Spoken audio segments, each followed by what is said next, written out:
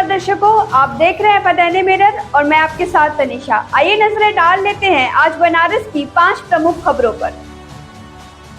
संजय नगर जैतपुरा में बने एक 4 मंजिले फ्लैट के पिछले हिस्से में संदिग्ध परिस्थिति में महिला रितु गौड़ का शव मंगलवार को पोस्टमार्टम के बाद परिजनों को सौंपा गया। शव पाते ही आक्रोशित परिजन चौकाघाट पुलिस चौकी पहुंचकर चक्का जाम कर दिया। चक्का जाम की सूचना पर जैतपुरा पुलिस के अलावा एसीपी चेतगंज और DCP Kashi zone IPS Neetu मौके पर पहुंची। पुलिस ने न्यास का भरोसा दिलाकर धरना समाप्त करवाया, जिसके बाद पुलिस पहरे में शव को अंत्येष्टि के लिए भेज दिया गया। चौकी क्षेत्र की रहने वाली मृतका रेणु गौड़ थी, उम्र लगभग 35 वर्ष।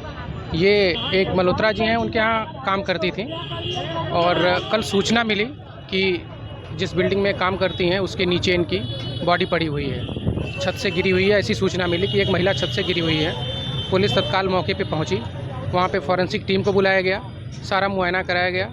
उसके बाद नियमानुसार पोस्टमार्टम के लिए वहाँ से भेजा गया। इनके परिजनों को सूचित किया गया, वहाँ पे परिजन आए। उसके बाद पीएम के लिए भेजा गया। अब वहाँ पे इनका चप्पल, पर्स, छाता वगैरह एक छत पे पड़ा हुआ था। आसपास के लोग बता रहे हैं कि वो जिनके घर काम करती थी वो 5-6 दिनों से नहीं है घर पे, ताला लगा हुआ है। और ताला लगा भी था। हम लोग मौके पे गए तो किन परिस्थितियों में कैसे ये छत से गिरी, वहाँ किसके बुलाने पे गई थी, ये सब जांच का विषय है।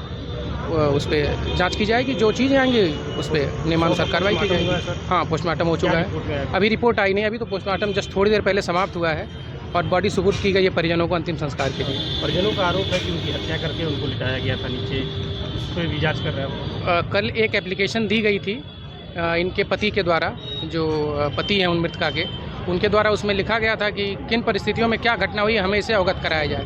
तो उनके एप्लीकेशन पे और भी जो अन्य चीज़ें हमारी पुलिस के समझ में आ रही हैं या जो डाउट और किसी को हो रहा है, सारे बिंदुओं पे जांच की जा रही है। जो तथ्य आएंगे उसके आधार पर अग्रिम विधिक कार्रवाई की जाएगी।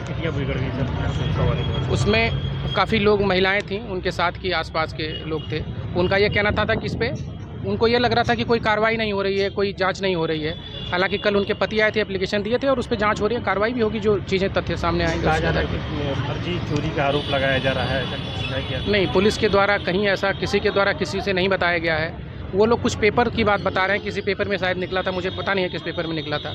तो ये किसी ने आधिकारिक तौर पे किसी को नहीं बताया है कि उन्होंने कैसे लिख दिया, ये वही बताने के लिए जिम्मेदार हैं इसके लिए। किसने तहरीर दिया था कि जो उनके घर पे ऐसी घटना हुई है, किसके तहरीर में मुकदमा पंजीकृत? नहीं, मुकदमा अभी कोई पंजीकृत नहीं हुआ है। इनके द्वारा जो एप्लीकेशन दी गई थी कि हमें यह बताया जाए कि किन परिस्थितियों में ये घटना हुई है। किसी पे आरोप नहीं था इनके एप्लीकेशन में। अभी ये कहा जा रहा है, अभी आरोप भी लगाए जा रहे हैं कि नहीं हमें बताइए, तमाम तरीके की बातें की जा रही हैं। तो जो भी कहा गया है, डीसीपी सर ने आदेशित किया है हमारे कि जो भी चीज़ें आएंगी, जो भी एप्लीकेशन उनकी आएगी, जो भी बिंदु होंगे उन पर जांच की जाएगी, कार्रवाई की जाएगी अगर कुछ मिला।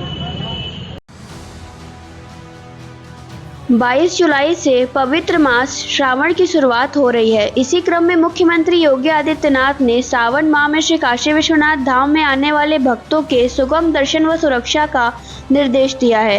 वहीं दर्शन में श्रद्धालुओं को भी परेशानी न हो, इसके लिए मंदिर प्रशासन चाक चौबंद व्यवस्था में जुट गई है।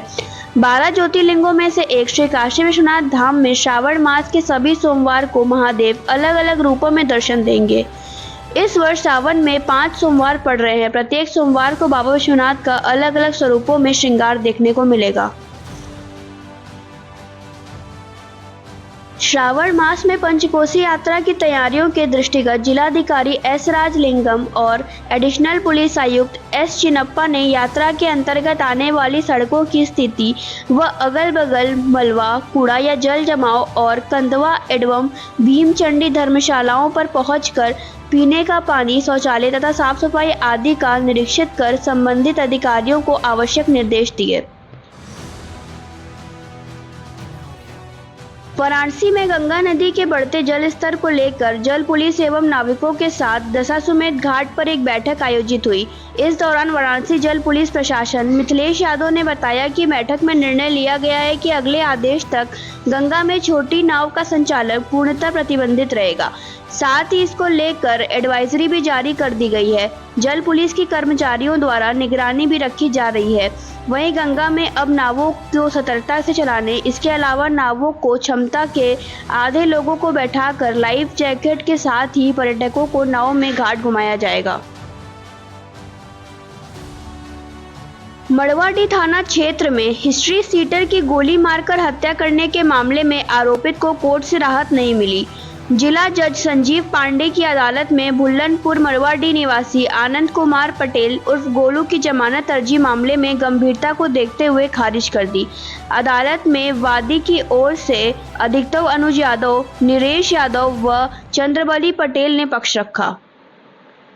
तो ये थी आज बनारस की 5 प्रमुख खबरें। कल मिलते हैं इसी वक्त अन्य 5 खबरों के साथ।